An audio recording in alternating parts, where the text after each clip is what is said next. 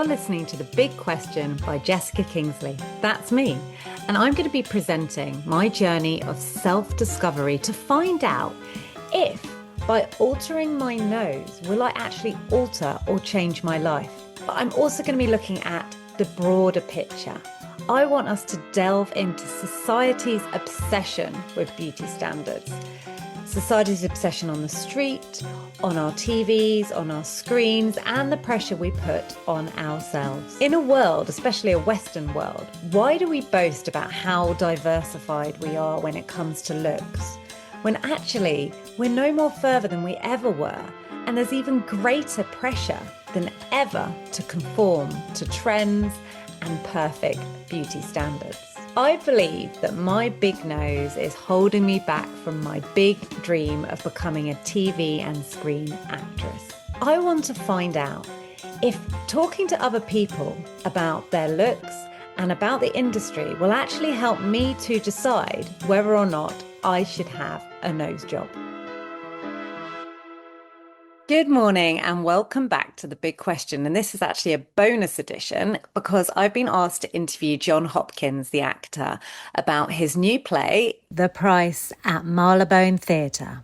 I love Arthur Miller. He's an amazing playwright and real drama, real character work. So it's really exciting to interview an actor who's going to be in it. I also particularly love going to see shows at the Marylebone Theatre. So if you've never been, it's one of those theatres wherever you sit, you get an amazing view and the shows are always really gritty and I've seen whole audiences in tears there. It's brilliant. They choose really good dramas. But today, yes, John Hopkins, you may have seen him in Midsummer Murders, Poldark, and he was in Alice in Wonderland. And he also apparently does lots of voiceover for video games. So I'm excited to hear about the play, but also I want to get in some questions to do with the podcast. I want to find out for him what has helped his career develop so well, what has given him the parts, whether he thinks it might be to do with the way he looks, or maybe it's to do with his great acting, maybe both. But it would be interesting to hear if he feels he's had a price to pay. Do you see what I did there? The price, the play, and a price to pay. Whether he feels that he's had to make certain sacrifices to get his career where he would like it to be. Perhaps it's not where he likes it to be. Perhaps he feels things have held him back. So yeah, we're going to be talking a lot this morning about both the play and hopefully themes of the podcast. So thank you for joining me and let's head over to meet John. Good morning, John. How are you? Hello, how are you? You've had a very busy morning, so thank you for joining us. It's a pleasure on your capsizing boat. It's nice to be on it. It's just to make everyone feel like they have a little bit of vertigo. Yeah, it's joyous. My inner ear is vibrating. So, John, tell us, you are in a play. I love the theatre. Yes. There it is. There it is. There's my damaged and much loved script, The Price by Arthur Miller. So tell us, who are you playing? It's a play about two brothers, and I'm playing one of them. I'm playing Walter Frantz, two brothers who meet up to divide their dead father's furniture long after he's gone. And the brothers have had a falling out, and it's about them coming together. But there's also an amazing role for an older sort of Jewish furniture appraiser who's trying to buy all the furniture, played by the amazing Henry Goodman. And then my brother's wife, played by Faye Caslow, and my brother, played by Elliot Cowan. So it's a four-hander, and it's really great. It's really funny, which Arthur Miller isn't normally associated with. But there's some really enjoyable, amazing character comedy, and it's not performed that often, so it's one to catch because it doesn't come around again and again. Yeah, I was looking at that. I think the last time I was looking on Google to see when it was last performed, it was in America with maybe. Yeah. Oh yes, with Danny DeVito and Mark Ruffalo, I think. Mark Ruffalo, Tony Shalhoub. Yeah. Proper, Broadway Rolls Royce. Yeah, it was a big amazing. But yeah, Arthur Miller does some really gritty dramas, doesn't he? Characters. Yeah. He was sort of the moral conscience, I think, of 20th century America. and Mm. ask very difficult questions about very primal questions about what the right thing to do is. And a lot of it is, I think, a lot of his work is profoundly personal. He came from a very wealthy, successful family who had all of their wealth entirely wiped out by the Wall Mm. Street crash of 1929. And so from then on, it's a struggle about rising up again from the ashes. And that's sort of what the play is about. The play is Arthur Miller's most autobiographical play. In this story, the two brothers lost everything in the crash, and then one of them makes a success of his life, and the other one doesn't and stays behind to look after the family. So it's But about it's, what the right thing to yeah. do is. So that's what I was going to say. The title fits in with the theme of the price is not just a price of how much you can get for a table, but it's a price of what you give up in life to Mhm. get. What you pay to do the right thing, and if it Yeah. is the right thing, or if it's a sacrifice for no real reason, that's arguably the debate at the heart of the play. Is one of them stayed behind, one of them's gone on to great success. Who did the Which, right thing? which one are you? The one who stayed I'm behind or? obviously the successful one. I'm obviously the one who's risen to the very zenith of his career. So yeah, I'm playing that one. And it's really great, meaty dialogue, which asks really serious questions about what we do with our parents when they get old, what we do with our family, how we stay connected or don't, and those awful, thorny questions of jealousy, fraternal jealousy, and filial jealousy, and paternal jealousy. Um, So I'm it's gonna I'm gonna disclose something personal to you, John. So okay. sadly, both my parents died last year, very, very close I'm together. so Really, sorry. really, really sad. And I have three older sisters. And when I saw that the price was on and what the theme of the story is, I was like, this is unreal because we're actually, I say we, some of Mm, us are having an argument over a table. really? They literally Yeah. say it in the play. Henry Goodman's character, Solomon, the furniture dealer, he says people spend $500 employing lawyers to argue over a $5 table. Yeah. Um, So I got to be careful what I say. So it's not right.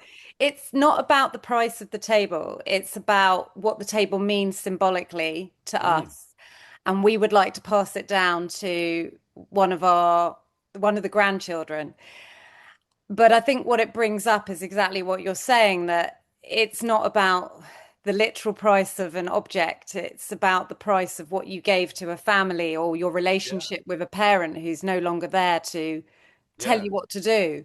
This is a play for you. This is absolutely a play for you. I'm actually going to bring one of my sisters to come and see it with me. So, Great. And the table. You should put the table in one of the chairs. well, if you Um, want, do you want the table? I mean, what? it's a Oh very God. Jewish 1960s table. There you go. Uh, I think it's we're 1920s to it's set in the 60s, but all the furniture's from the 20s or before. I'm Oh so yeah, because sorry. I'm yeah, so that makes sorry. That's a genuinely lovely offer. yeah, it Yeah. would have solved the Yeah. argument a bit. I know if we could populate our set one Zoom podcast at a time, that would eventually, yeah, we get lots of press and lots of furniture, but I'm afraid it's already done. Anyway, back to the play. Mm. So, what do you feel with your character? Do you feel when you're having this sort of on-stage argument, do you Yeah, feel like you have the right? Like, you how much have kind you of embodied your character?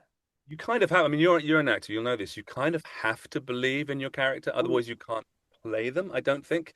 Um, you Yeah, and Miller, because he's such a great playwright, and also because Miller was the successful one. Arthur Miller was the successful one who left his brother behind, arguably.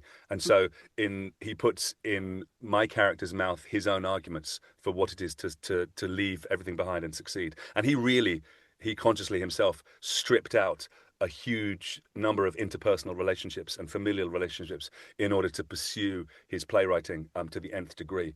So he gives me a great deal of very good arguments as to why it is the right thing to soar, to spread your wings, to live your own life. But And at the same time, I don't know. I'm really curious to find out at the end of the play where the sympathies lie, because mm, both arguments both brothers make a very strong pitch for why they have the moral high ground, and at the end of it, it's going to come down to viewpoints, and it's very sort of nicely balanced, I suppose. So yeah, yeah, I that would hope I be win. Yeah, it would be really interesting to like interview the audience afterwards and Yeah, say yeah, which brother do you think had the yeah. better argument? But Yeah. do you feel that way? Do you always support and like your characters, or if you have to play someone nasty or bad, are you still able to find a kernel of something to hold on to? Yeah, I think so. I'm sort of now getting to the age where I get to play Wicked Witches, which is much more Yeah, fun actually. But yeah, yeah, yeah, and yeah, definitely you can see how you're hard done by. yeah. So You're I just think trying to self-actualize, aren't you? That's it. yeah, By there's eating the children. yeah. Yeah, There's always an element of what you take from your personal life. And yeah. that's another thing, the price we pay as actors, right? Mm. What we have given up. So I do feel like my husband's career, he works in TV and film in production. He's done incredibly well. Fantastic. And I don't want to call it a sacrifice, but I feel I've paid the price of being a mother who stays at home to be there for her kids, which has been Yeah, brilliant. I would never change that. But yeah. I do sometimes wonder if it's a price I've paid. And I don't know if you feel that in your role as an actor, there are times where you've had to make choices for your family or I other suppose things. so, to a degree. I wonder if that price is the price that women often pay with Mm, careers in general, aside from being an actor. I certainly know lots of other women who aren't performers who feel that way. I think the thing that I've paid, um, and a lot of actors are the same. Like I went to university and I have lots of very good friends who I made in my 20s, and mm, almost all of them had kids by the time they were 30 mm, because they had straight careers with stability and a regular income and a mortgage by a certain point and a house by a certain point and a garden, and then the next mm, obvious thing came along. And as you know, or as I've experienced, it can be quite a rackety life being an actor, and you can find yourself living in a shared flat as student like into your 30s when your friends are just climbing a different ladder. So I think one of the prices that I paid is settling down later and starting a family later. mm. Um, and at the time, I thought, oh, that's absolutely fine. I can, I'm still young enough and healthy enough. But then I track forward now, and I wonder the likelihood of me meeting my grandchildren, becoming a Oh, father later. And I suddenly hopefully. realized that that was potentially a price that I might be paying Mm. from the choices that this career has sort of put upon me, I suppose. That's my And feeling. at what point? Because I've got some friends who are still waiting for the big break, and they have put their life on hold. Mm. From my point of view, they haven't met somebody or established an alternative career or had children because they're still waiting for the phone to ring. Yeah. And I've often thought, at what point do they give up their dream or Mm. change it a bit? Yeah, or modify it or make it Hmm. possible to pursue it while still having a degree of stability. It's incredibly hard. And I think we both. My analogy is that it's quite a punchy analogy. Sometimes acting can be a bit like an abusive relationship. Like Yeah. it sort of it can beat you up or neglect you 11 months of the year, and then just as you're about to walk out, it buys you flowers. Whether that's like a part in a pub theatre or a really good recall or something, and you go, oh, he still loves me. I'll stick with him. That's a Um, brilliant analogy. yeah, and, I and so love you that. and you I so you think, stay in it. Yeah, you can steal that. Um, well, no, I will share it. I won't steal it. I'll keep share the it. credit. And hopefully that Yeah, will make people who feel disencharmed, feel yeah, yeah, inspired to carry on. yeah. But or inspired to leave the relationship. Yeah. It's Yeah. sort of the Yeah. the point of it. I don't know. I mean, I never really feel like I've made it, but I mean, I'm still in it. 20. I left drama school, yeah, 25 years ago. And it's really like, I saw on Wikipedia that we both went to Leeds University. no way. Well, we obviously weren't there at the same time. You will have, yeah, you will have, Oh, yeah, oh, long you're good. after me. Well, not that long. I think maybe when did you leave? I left in '96, then took a year Okay. out, and then went to RADA in '97. So Uh, yeah, I started in 99. Yeah, left yeah, in yeah, no, yeah. yeah, left Were in you in the? Were you? 2003. Did you join like the theatre group? I Were did they still? Were actually. they talking about me then? They were probably still mentioning my name. Was I don't remember if they were. this guy John Hopkins? Yeah, Yeah, I yeah. joined. I think there were two theatre groups when I joined, Mm. musical theatre MC. Yeah. and another one. And then I actually started a straight theatre one because Okay. they didn't have one when I was there. Oh, okay. They just had like musical theatre stuff. We had a theatre group one in this theatre called the Raven Theatre down at the bottom of the Oh. Union. I don't know what had happened, but we started some. But there Good, was a good for great you. lecturer. I don't know if you ever had him called George Dosenus. The name, it's at the forefront of your mind. Yeah. I don't think I did. I was doing an English degree, Yeah. um, I not did English theatre English. studies. Okay, yeah, yeah. Wow, we're Yeah. tracking. I don't But think I anyway. did, but I went back there year before last. I did my first show up there. Almost, I did My Fair Lady at the Playhouse, Wow. which was Wow. amazing to go back and especially at that theatre, which is where I saw a lot of my early theatre in my 18, 19 years old. I saw so many plays at the Leeds Playhouse, and so it was really, Wow.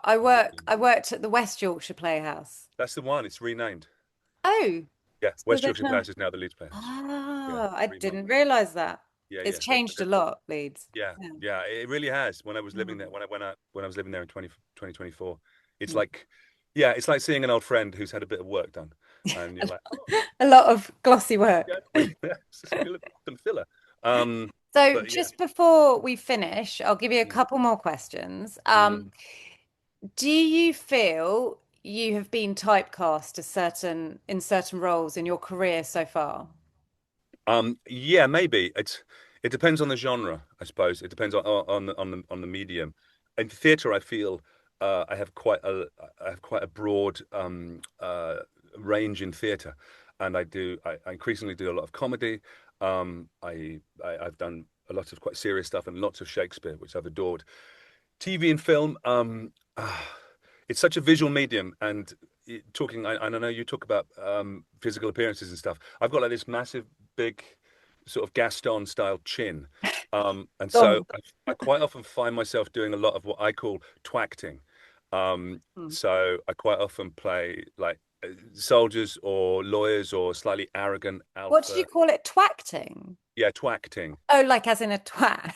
Yeah, yeah. So I see. So I do a lot of twacting with my big chin, and I'll be playing like a kind of guy in an Audi going, "Get out of the way, man." So there's a lot of that can happen. Uh, but now I kind of in the last 10 years, and this is speaking to your point about finding a way to stay in the industry. Mm, I do so much voice work now. I do a lot of animation and audiobooks mm, and video games. And that because it's a non-visual medium, you can have a huge range in that, and I find that so delightful to be able to really explore and play different people. mm. But yeah, it depends. I Yeah. guess my typecasting depends on the medium. I love that. I mean, I've been talking to a lot of actors about well why they think their features are giving them certain roles, but I've not heard the twacting, so Yeah, that's brilliant. there we go. You're welcome. Do you have a typecast? You're now playing Wicked Witches. Yeah. Yes. Well, I for years because the acting didn't quite go the way I wanted, I set up a theatre company for children. So we do immersive theatre for children. We also work with a lot of special needs. Uh-huh. And so I have played, I was quite famous for playing Queen Elsa. Gosh. Um, I went viral on BBC during lockdown, and I Oh wow, had Zoom calls from all around the world of people wanting to meet Queen Elsa. So, that's fabulous. and then I got That to is turn the lights on for Christmas one year as Queen Elsa in Wimbledon. very good. Very good. Well, that's your typecasting. So Good yeah, as I'm mine. typecast as an evil, powerful queen, Mhm. and or an evil witch, which is great. Yeah, yeah. Don't mess with it. But I in TV and film, I was often typecast as the victim because I'm very petite. Right. So I was in Foyle's War. I was a prostitute that got killed, and then you saw me in an open grave. And yeah, I've been typecast quite a few times as a victim, and I presume that's just to do with my size. Guys, yeah, yeah, yeah. You don't come across victimy at all. Good, Yeah, yeah. good. I feel But that with different. you can't tell. Like, so if I was stood next to probably, how tall are you? 6'2". Right, exactly. So yeah, Right. you would be twacting, and I would be Yeah. victimized. There we Okay. go. Good. We should do that. Yeah. Yeah. Great. So thank you so much for giving Pleasure. up your busy morning during No, rehearsals. Really appreciate it. it's been really fun. It's lovely to talk about these things because sometimes by explaining it to someone else, you can explain it to yourself. Yeah. And if just one more thing, I mean, I'm really looking forward to coming to see the play in I think April the 23rd. I'm coming. Oh, very good. Very good. Is that press night? I'm not quite I sure. I'm looking think at my it is diary. press night. Very Yeah. good. Yeah, yeah, very Anything good. you want to tell the potential ticket buyers out there? Why should they come and see the price? Arthur Miller's got four big plays. All My Sons, View from a Bridge. What's the other one? Death The of a Salesman, The Crucible. Crucible. The Everyone Death sees of the Sun. those. Yeah. Everyone sees those one. This is you probably won't have seen this before, and it's really extraordinary. It's one of his hidden secret plays. It's also incredibly funny. And Arthur Miller isn't known for comedy, but the work that Henry Goodman is doing as the older furniture salesman is just like it's like pitch perfect, astonishing comedy acting with the years of experience he's got, and it's an absolute masterclass to just sit back and watch that performance roll over you. I can't wait. Really, I'm really looking forward to it. John, Great. thank you so much again for your time, and I hope the rest of rehearsals go well. Thank you. Take care. Bye bye. That was so interesting. I feel very, very privileged I got to speak to John. And if you are into hard-hitting comedy dramas, actually, any plays by Arthur Miller, then you must go and see The Price. And it's a great theatre, as I said, wherever you sit. So whatever price ticket you buy, you actually get a really good seat. And it's one of Arthur Miller's lesser known plays. And sounds brilliant. I've never seen it. Really looking forward to it. Henry Goodman is a brilliant actor, very, very funny. And so is John. And I'm glad to see he's doing more comedy roles. It sounds like that's what he wants. So, yes, it's on from April the 17th to June the 7th. That's the price. So, on podcast side, I'm so glad John took the time out to talk to me. And it's difficult asking actors what they feel might have been the cost of their life for their career. And I think he was very honest and he has been very successful. And I don't believe it's always down to luck. I think you can have a lucky break, but then to stay as a working actor for a good 20 years, that means that you're not just good at acting, but you're a really nice person. And I definitely got that from John.